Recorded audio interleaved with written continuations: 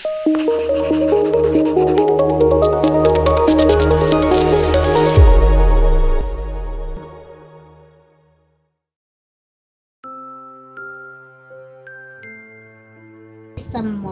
besok tidak hujan dan aku bisa pergi ke hutan mencari kayu sisa kentang itu. Apakah benar kau mau terbang, Abu? Berita kau mau terbang sangat heboh. Ceritakan kisah seorang petani dan istrinya yang memiliki seekor angsa dengan kehebatan dapat mengeluarkan sebutir emas setiap harinya. Tulisan tersebut berbunyi, "Hari ini teman baikku menamparku." Walaupun mereka bertengkar, tapi tetap melanjutkan perjalanan bersama. Buku yang ia baca pun hanya pinjaman temannya. Ari juga bercerita kepada kakek kalau ia ingin sukses suatu hari nanti sehingga bisa membahagiakan ibunya. Belalang menyapa si semut dan mengatakan kenapa ia begitu kerja keras sedangkan di hutan begitu banyak makanan yang tersedia. Mendapatkan fakta tersebut, para hewan lain pun bersorak gembira dan si kelinci pulang dengan rasa malu. Tak lama kemudian, seekor kupu-kupu terbang melintas dan mendengar teriakannya. Kupu-kupu tersebut mengambil ranting dan menjulurkannya ke arah semut. "Semut, cepat pegang ranting ini erat-erat. Aku akan mengangkatnya dan menyelamatkanmu." Tiba-tiba dia berteriak, "Serigala, serigala, serigala, tolong ayah serigala." Mendengar teriakan ayah tersebut, warga desa berdatangan dan berniat untuk membantu anak gembala. Tikus merasa senang. Ia berterima kasih dan berjanji untuk membalas semua kebaikan singa padanya. Lalu pada suatu hari, singa mendengar suara singa yang mengaum keras. "Rar, rar!" Sang singa ternyata terperangkap di sebuah jaring. Suatu hari ada seekor semut merah sedang berjalan menyusuri sungai. Karena si semut kurang berhati-hati, ia pun tergelincir masuk ke dalam sungai. Lagi, pohon apel kembali menolongnya. Diambillah beberapa batang pohon apel sebagai fondasi rumah yang baru. Tahun terus berganti. Airnya akan keluar membasahi lantai. Tetapi buyung itu amat kuat.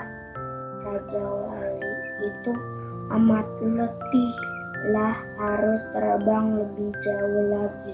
Mereka kepada banteng tersebut. Ia berkata, "Apa sih hebatnya dia? Aku juga mempunyai tanduk yang besar dan runcing, badan juga gagah, cuma hanya berbeda warna kulit saja." Sebuah pohon yang jatuh telah dijadikan jembatan untuk menyeberangi jurang tersebut. Pohon yang dijadikan jembatan tersebut sangatlah kecil sehingga tidak dapat dilalui yang akhirnya membuat singa tersebut marah dan ingin memakan sang tikus karena merasa terganggu. Sambil meringis ketakutan, tikus pun memohon kepada singa untuk melepaskannya dan memaafkan kejahilan yang ia perbuat. Dan dengan carakarnya menghancurkan sarang lebah. Tetapi hal ini malah buat seluruh kawanan lebah yang berada dalam sarang keluar dan menyerang sang beruang. Beruang yang sial itu akhirnya lari terbirit-birit. Di sebuah waktu yang lain, ada yang tengah mencari makan melihat seseorang pemburu tengah mengejar burung merpati.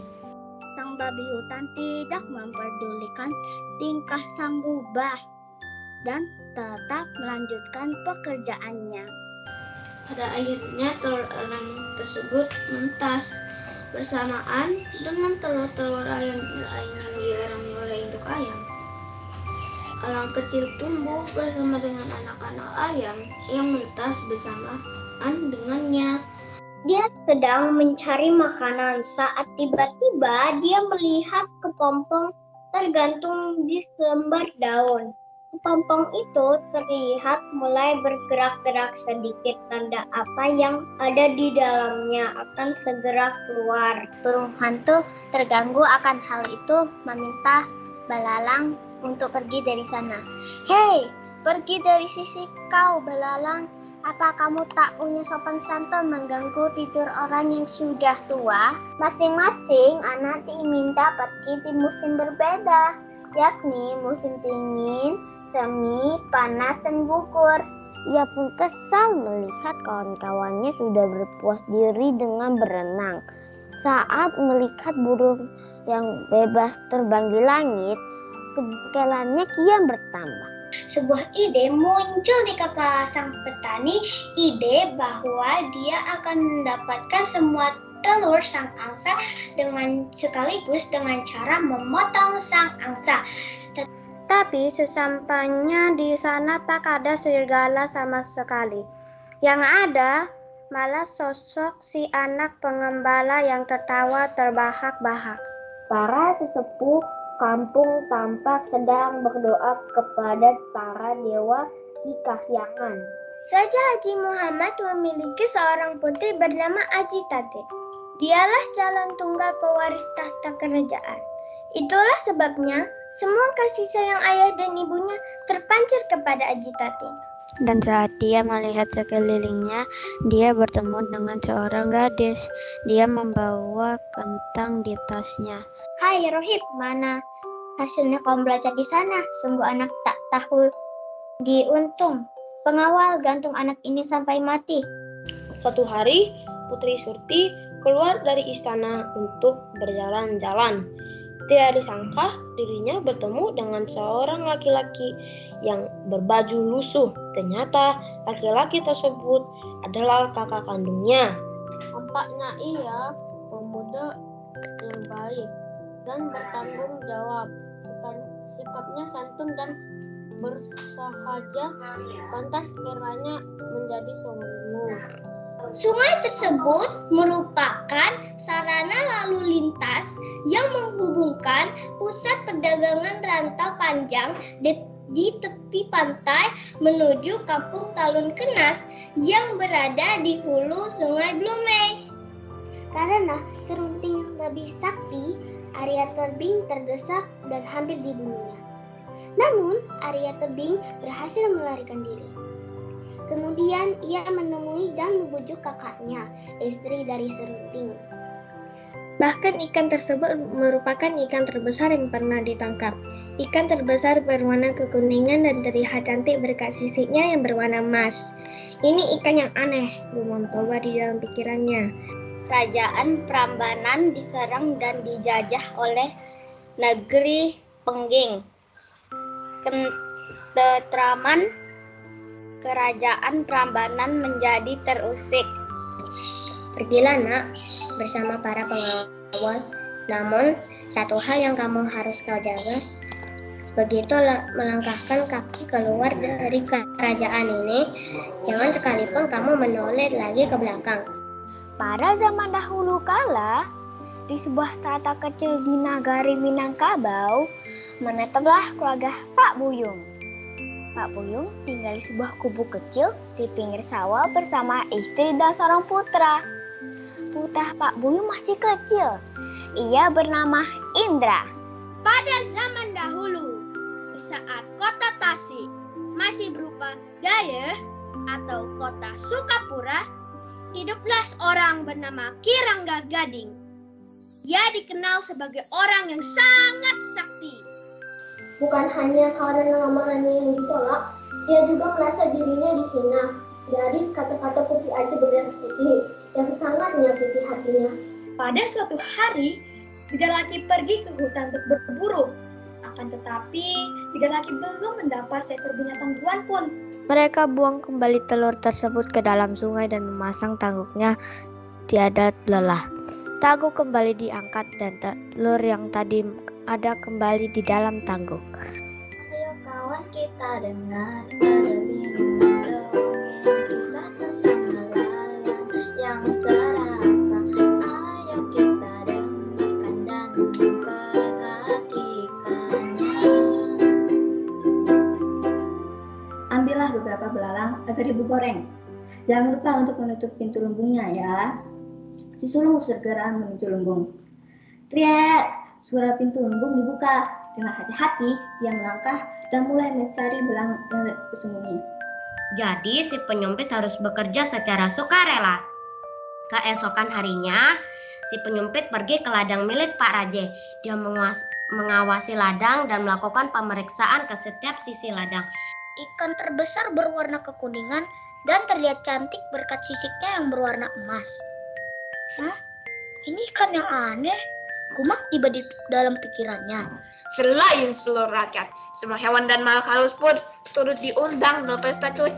Raja mengumumkan bahwa putranya bernama Ahmad Mude.